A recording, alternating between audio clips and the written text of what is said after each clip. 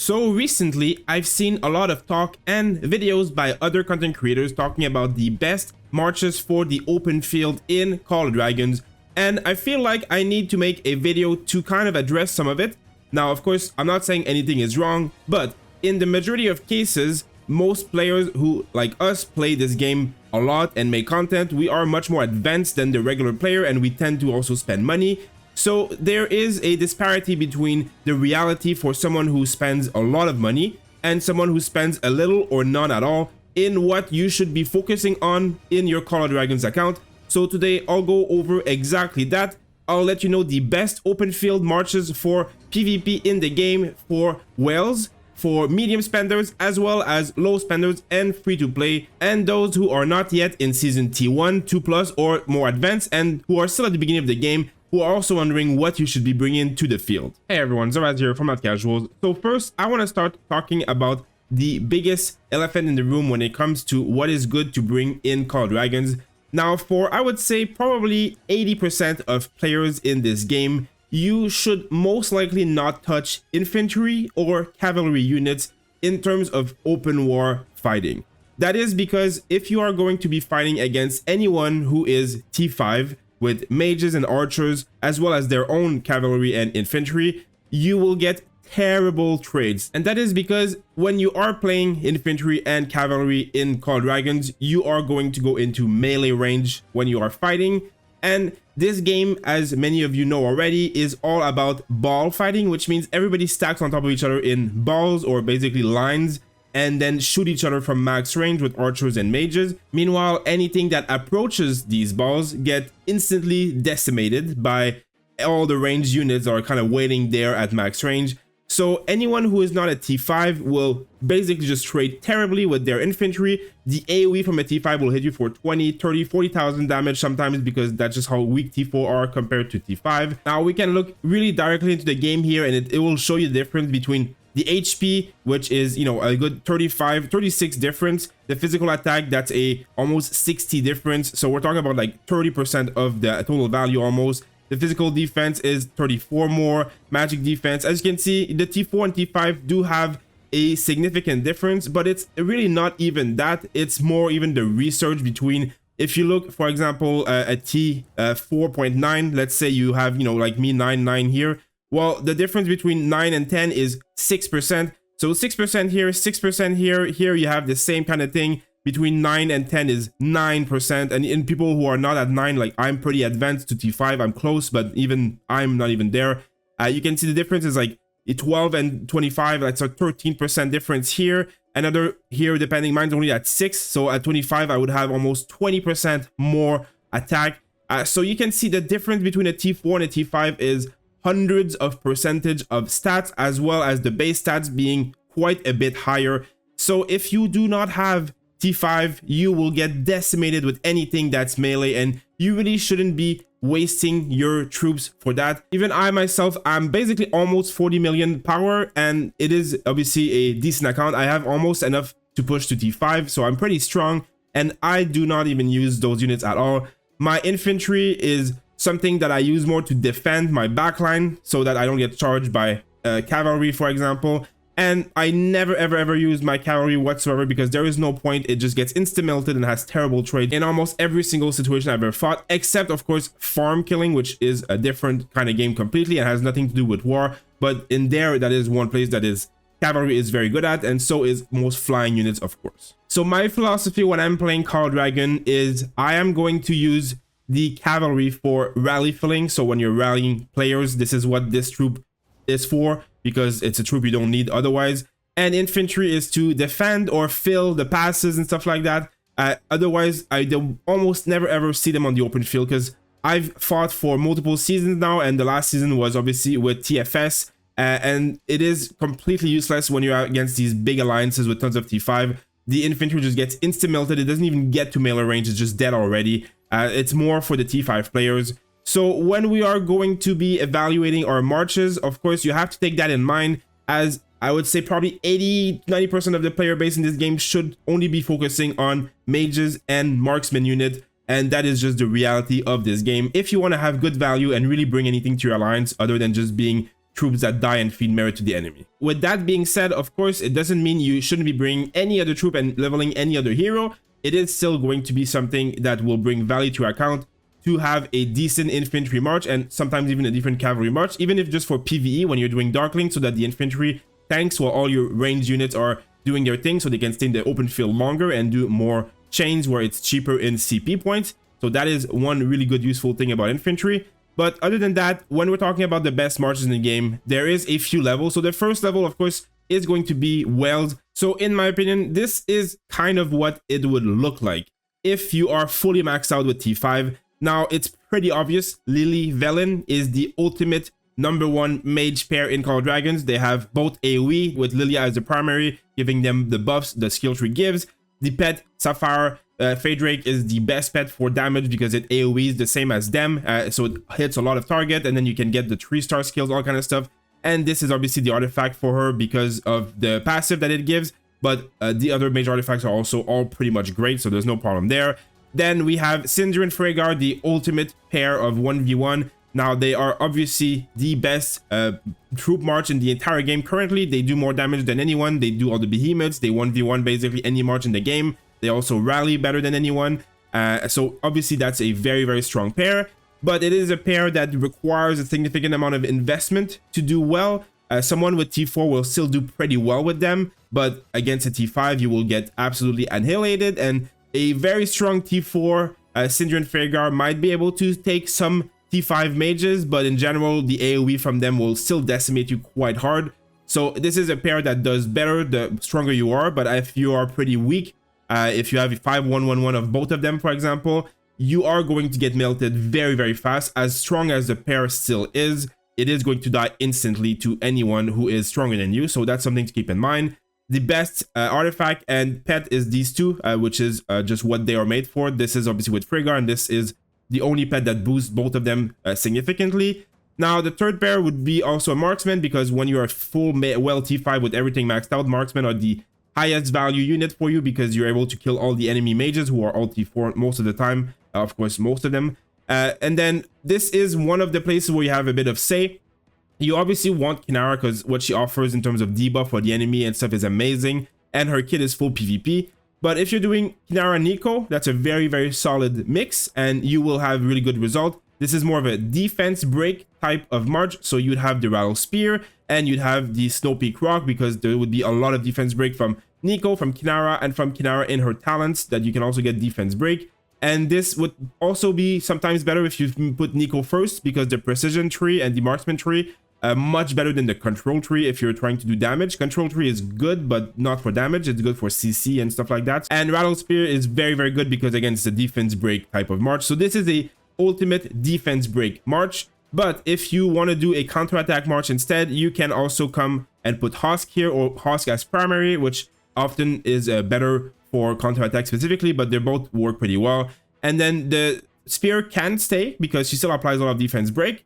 But you can also change it for any of the other artifacts you have, you know, for example, a 5 Shadow Blade, which is usually considered better than a level 1 Gold Crest. But, you know, there's a few artifacts that work, including the Gold Crest as well, could be okay, but without Freygar, it's not as good. So I would say Shadow Blade or Rattle Spear are, you know, two of the most solid options for that march specifically.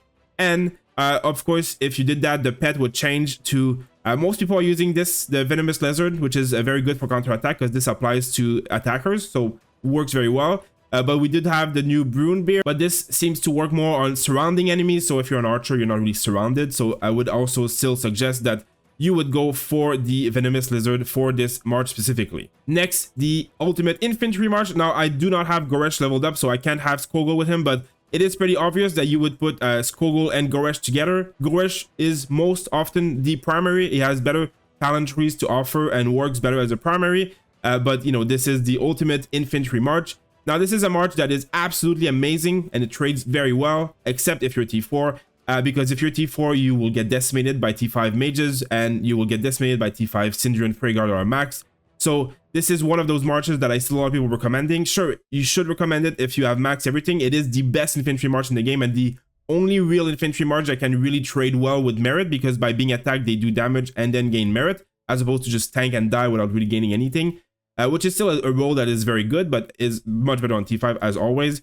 So this is one I would recommend, obviously for the maxed out well, and this is what you really want to wear on him. The artifact, the taunt, it's amazing. Everything it gives is good for him, and the Brune Bear is basically the pet that's made for him. So this is the ultimate infantry march that will really decimate everything in the open field. But it is a march that, unless you are a exceptionally strong player who spent more than $5,000 in your account, you will really not get to see really good results compared to most people.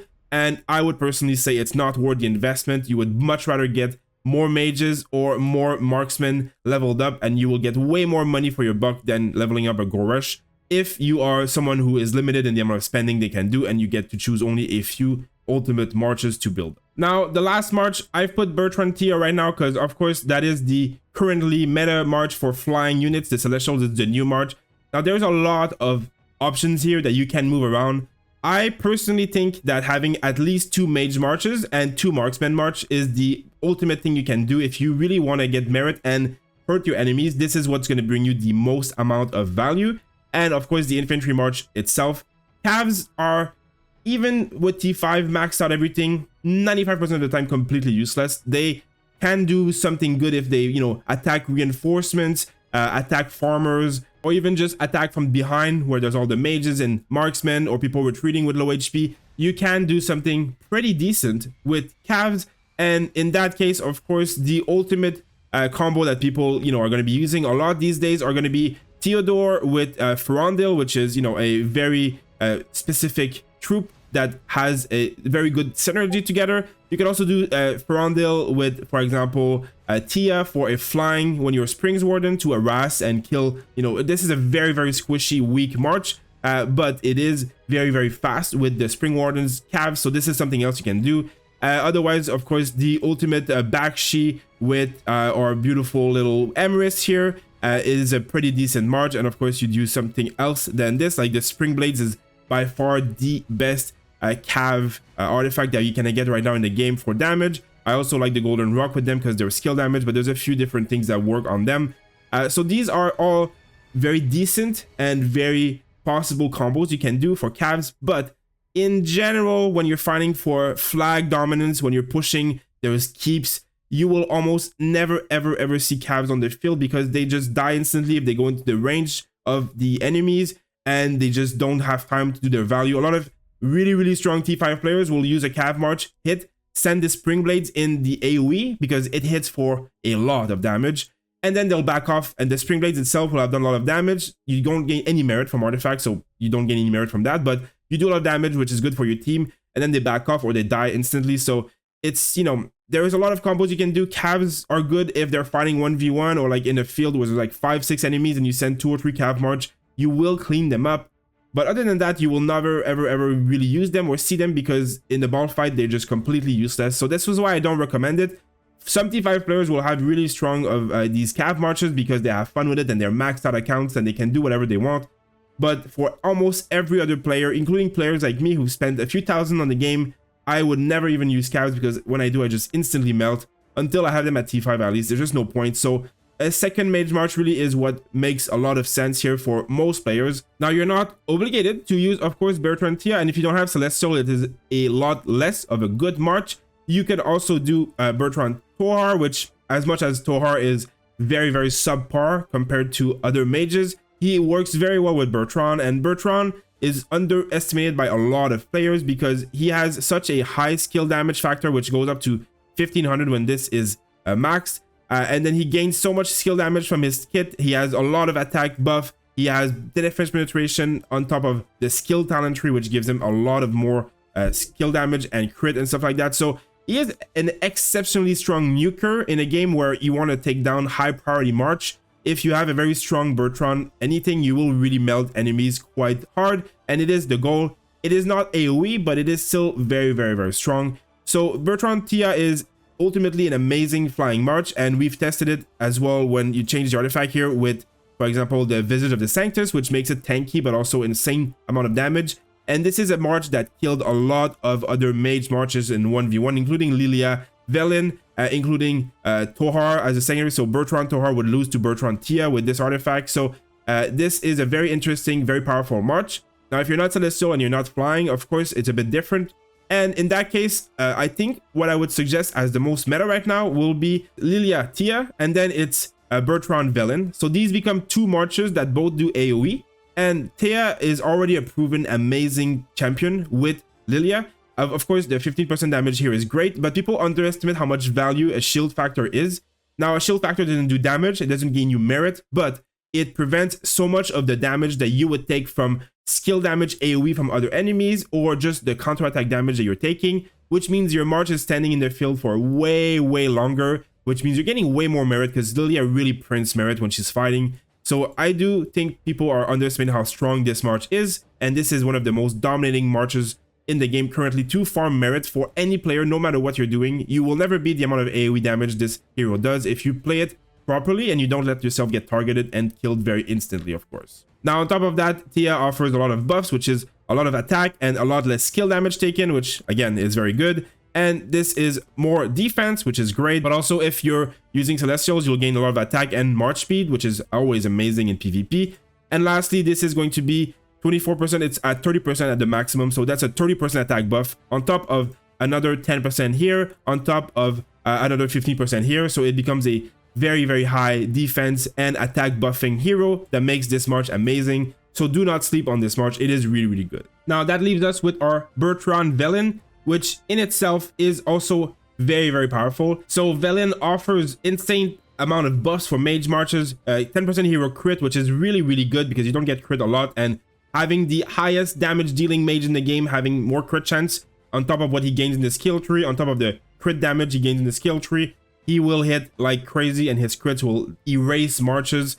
And then obviously he does a lot of damage, he slows enemies, and all of this is buffed by the fact that this march is also very strong, gains a lot of attack, a lot of buff, penetration. So they're an ultimately amazing march. None of the skills work badly together, they're both amazing. And I guarantee you that if you bring this Lilia Tia and this Bertrand Velen march in the open field, you will get two reports that are very high. You're gonna get way more merit than if you only had Lilia Velen, for example, for the same amount of effort, because they have the same range and they're playing the same exact way. In my opinion, this is really gonna be the two winning mage marches of the KVK or the seasons, for example. And this is what I ultimately would recommend any really strong whales to be looking around. Of course, the people will be switching things around. Everybody's gonna play according to their game style.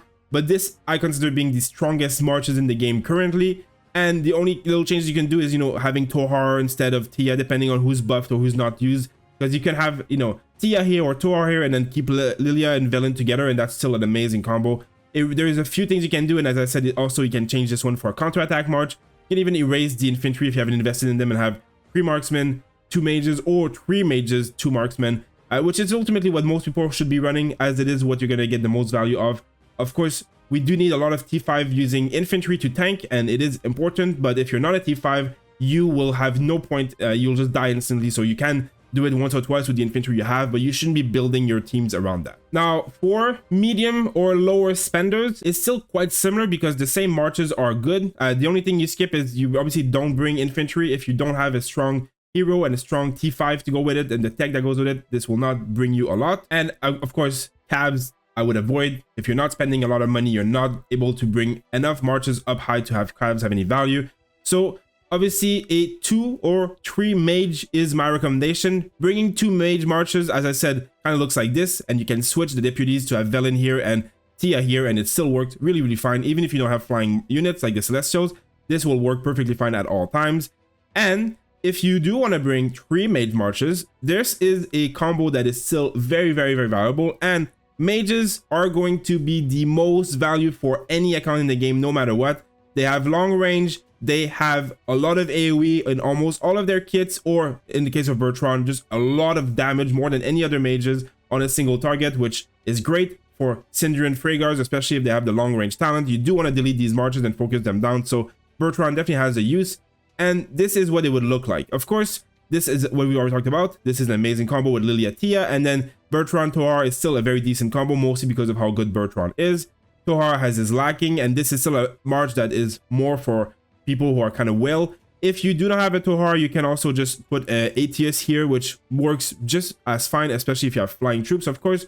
But it is another march that works really well. And you can even put all win. There's a few other places, you know, a few other characters you can put here. You can put all win here and then put Tia with him. There's a few things you can change around here as a secondary. Doesn't matter as much. I use a 5111 Tohar because I believe it still enables my Bertrand to be at max power right now, currently in the state of the game. And then this much, Velen and Waldir together, people tend to like shun on it because, oh, it's a purple hero, blah, blah, blah. But actually, Waldir and Velen are one of the most amazing marches in the game. In my last season, this march, the Velen with Waldir at primary, would do just as much damage as this march, which is Lilia with Tia. And people were not, you know, understanding how strong it is, even though it's a purple hero. And that's, of course, because when your Velen is awakened, you get this Snowblind passive skill, which is the awakening skill, which does 400 more damage on targets that are frozen. If Waldir is a primary, well, he freezes target with his rage kill, and then Velen consumes it every time. So every turn, you're getting this consummation of frozen for 400 more damage, which is a third of his 1200 damage for his regular skill. So it is a very significant amount of damage. On top of the fact that he also boosts HP and attack, he also boosts 15% hero skill damage, and he also has a shield that really helps the March survive. And then he does himself AoE to 4 targets. Velen does his AoE to 3 targets. They both slow, they both apply freeze. It's a very, very powerful March. You can also even put this Ice Lizard here. Now, the Ice Lizard, the problem is that when the animation is casting, if your hero skills are ready, it delays them, so they're not casting your hero skill as often. The less often you're casting, less damage you're doing. So it is one of those things that some people have seen some success. Some people have seen some really bad things because of that.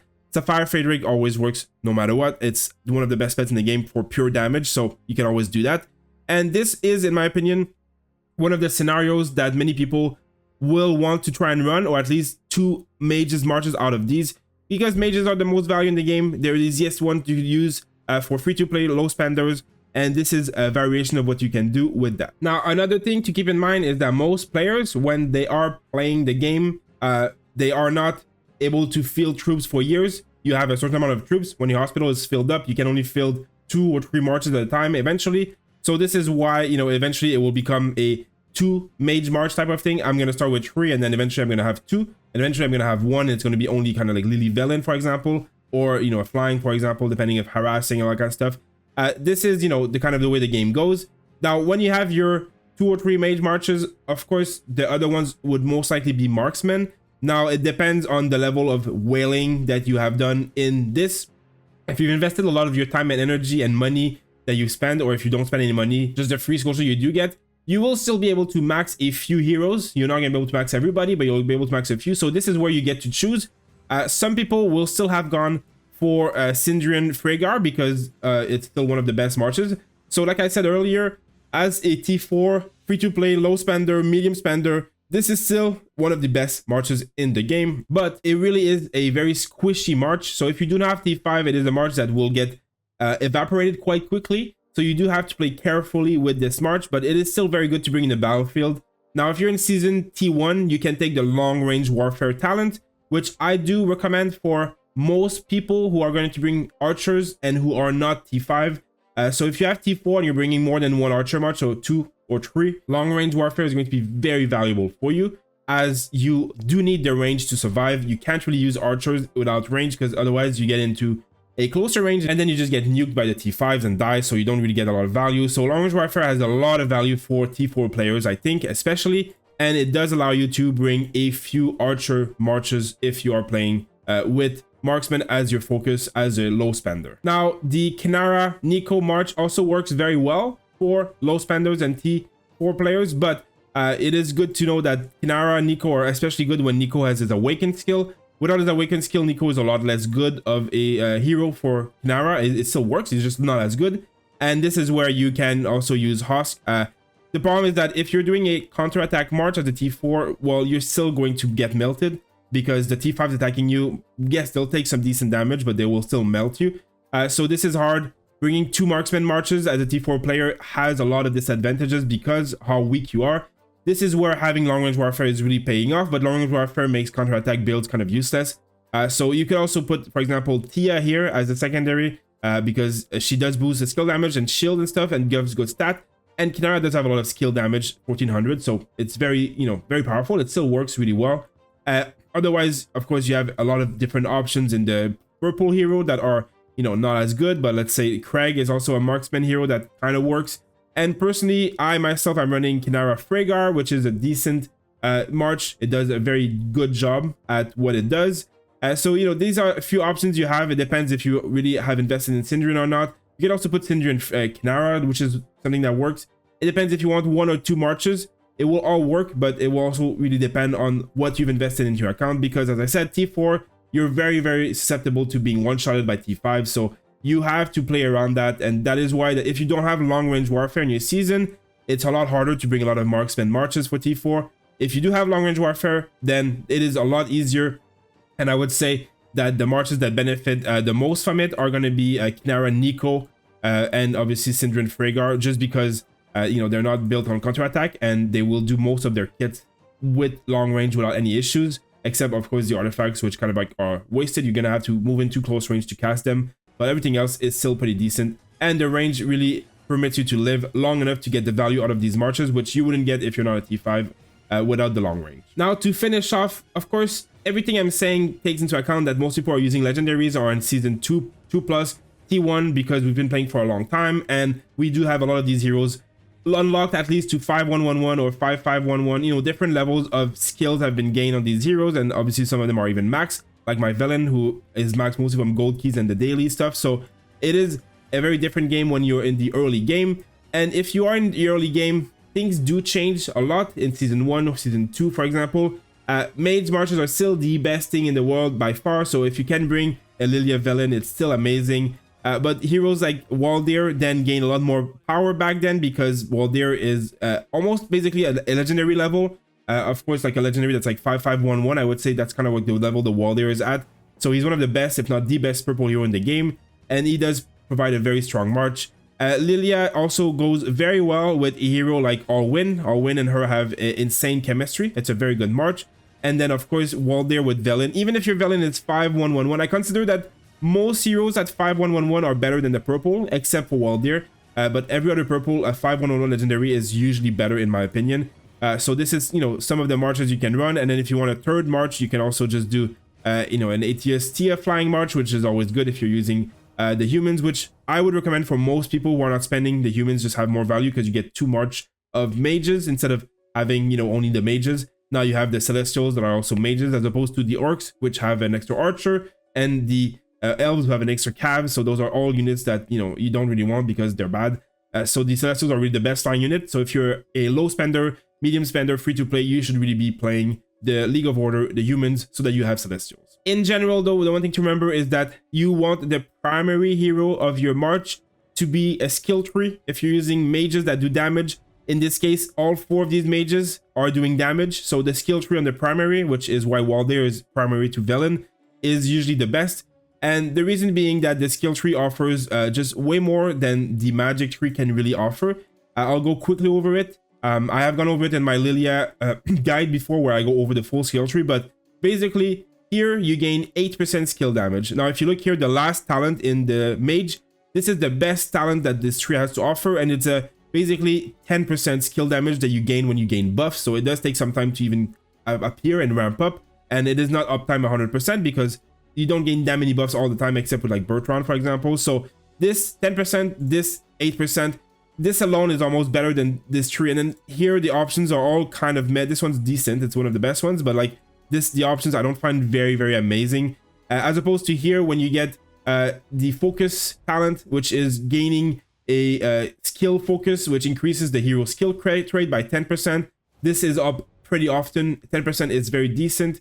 And this is 15% more crit damage. So when you have heroes like Velen, which provide crit, the more crit you have, the more crit damage is benefit, of course. And even pets can give you crit chances.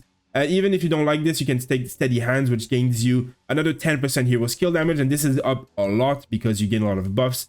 And then even here, then you have 120 more damage factor per turn for 2 heroes, or 8% more skill damage here over time. So, you know, we already have 8% here, 8% here. We have crit rate. It's already so much better than everything in this tree. So focus and Raging Tide being the only place where you can really get crit damage and crit rate too is really hard to get for mages and really high value for mages. So all in all, it's hard to say any tree, but the skill tree is really good. You should really just be going for the skill tree at all times when you're playing mage marches. That's just how the game is. in my opinion. So this is about it for this video. Of course, a lot of it is subjective. I'm just trying to offer a perspective that affects more of the general player base. The majority of people who are not close to T5, similar to my account currently, shouldn't be touching many more troops than mages and marksmen, because you will just not get a lot of value. Investing your awakening into these heroes will just not get you the same value as a T5 doing it. Meanwhile, investing all of your energy and your power that your account gains into your mages and marksmen will give you a lot more bang for your buck. So this is what my recommendation is. Now, you can see here, these are like my preset for war. Of course, my first preset does include a cav and an infantry march with my 2 best mage march and my best marksman march. But this is a preset that I really rarely use because, as I said, I almost never get to do anything with my infantry and my cav. They insta-melt, they insta-die, they don't do anything. The reports are almost terrible. I use them to fill rallies and fill passes, and it does have a use because it does happen every season no matter what. So this is what I'm keeping them for. Now, my second rule here is going to be what I'm going to try and use the most. I would usually leave my infantry in the back, or if there's like a big push where everybody's sending their infantry at once, then it's valuable to send yours as well with them, but just never by yourself, as opposed to a whale who can fight with their own. With Gorish Kogol, they can do a lot with just 1 or 2 marches. You will never do a lot with 1 infantry march if you are not a whale. You can really use anyone as your infantry march. Madeline is great, tanky. I use Madeline's Kogol. You can use Madeline Nika, Madeline Garwood, Garwood Madeline. There's a lot of options. They all kind of work because unless you're a T5, there is really just not much to do other than tank and die. So that's kind of what they do. And then here I'm going to do the 3 mage marches for as long as I can, as I'm getting good value with them. And the archer march will have a use, but if I'm not taking long range warfare, which I'm not, it is a lot harder to get value. So this is more for people who overextend, calves who try and come gank you and stuff like that. You use this march to defend them, and it does work well for that. Otherwise, most of my time spending fighting in the field will be with these 2 presets. I will be sending 2 or 3 mage marches, and that's it. If I don't have long range warfare, my marksmen don't do much, calves don't do anything, infantry don't do anything for me in my case. So I'm just going to be recycling these and use all of my healing, all of my elixirs on mage troops. Just keep refilling mages. You can do the same with marksmen. Of course, as I said, long range warfare and T1 will make a big difference, and you'll be able to do the same thing. Just don't focus all of your healing and stuff on all your troops, calves, infantry. I've done that one season. It was a big mistake. There was no point in having your hospital full of calves and then healing them by mistake or by purpose. It just doesn't bring anything. You'd much rather spend all of your energy and your resources on these marches, the mage marches or the marksman marches that you're building, and you will get way more benefit and way more merit for your alliance and for your account. So this is what I suggest doing for most people. You will get just a lot of value from mages. Obviously, you can switch the deputies around. There really is no bad mage marches. The real important thing is that the main primaries are the ones with the skill talent and offer you the best bang for your buck that way. Let me know what you think about the best marches. What are you using? Of course, this is my opinion, and my account is, around 40 million power right now. I have most mage heroes expertise, or awakened, I should say. And I have 1 march of the marksman who is pretty strong, but I really don't get a lot of value from them because of the range. So this is where I say the long range warfare can have a lot of value, but I also have 3 mage marches. And if you've watched one of my recent videos, you will see that Arcane Torrent allows your mages to start the fight with a full rage bar and a full rage skill, which will give you access to a lot of burst and a lot of damage. So I do think I'm going to have way more fun playing with this and ignoring my marksman. But everybody's built their account differently. So if you've built your account where you've invested in Synderen and Kinara and stuff, this long range warfare will also be very, very valuable for you. And if you're in a season beforehand, well, without the range, if you're facing T5 enemies, you're going to have a hard time with marksman no matter what. Try and do your best. Of course, it doesn't mean you shouldn't be using marksmen at all. You just have to use them smartly, jump into cities, jump into nodes, make sure you don't get one-shotted when you go out of the ball. But otherwise, mages are just going to be what gives you the most value. So no matter what kind of player you are, you should be using at least 1, and I would say 2 mage marches. Anyone who's not running 2 mage marches in this game and has all the heroes maxed is wasting a lot of merit and potential for their account. That is my opinion, but I also think the numbers and the data from all the wars I've been through have proven that way beyond any kind of doubt. Thank you guys for watching. I'll see you on the next video.